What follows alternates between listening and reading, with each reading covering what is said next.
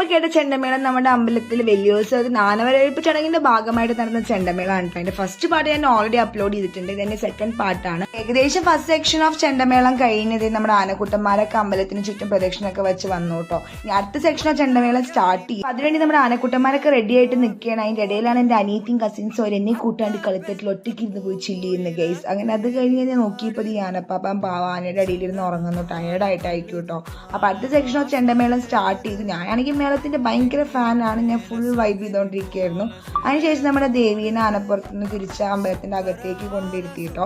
പിന്നെ ഞാൻ അതേ കുറച്ചു നേരം അമ്പലത്തിന്റെ ചുറ്റുപാടുള്ള ഭംഗി, ആ പൂക്കളുടെ ഭംഗിയെല്ലാം ആസ്വദിച്ച് ഞാൻ അങ്ങനെ കുറച്ച് വീഡിയോസ് ഒക്കെ എടുത്ത് ഇങ്ങനെ നടന്ന് അങ്ങനെ ഞാൻ നേരെ തിരിച്ച് വീട്ടിലേക്ക് പോവേം കേട്ടോ ഗൈസ്. അയ്യോ വയ്യാണ്ടായി ഗൈസ്. അങ്ങനെ നമ്മുടെ രാവിലെ ഒറ്റ പഞ്ചവാദ്യം, മേളം, സംഭവങ്ങൾ, ആന എഴുന്നള്ളിപ്പ് എല്ലാം കഴിഞ്ഞിരിക്കുന്നു. ഞാൻ ഇതാ വീട്ടിൽ ഒറ്റയ്ക്ക് നടന്നു പോകുന്നു ഗൈസ്. ഞാനിങ്ങനെ വീട്ടിലെത്തി ആകെ ടയേർഡായി. രാവിലെ വീട്ടിൽ നിന്ന് ഇറങ്ങിയതാണ്. അപ്പോൾ ഇനി പോയിട്ട് റെസ്റ്റ് ഒക്കെ എടുത്ത് വൈകിട്ട് വീണ്ടും പോകണമല്ലോ. വൈകിട്ടാണല്ലോ നമ്മുടെ വലിയ വിളക്ക്.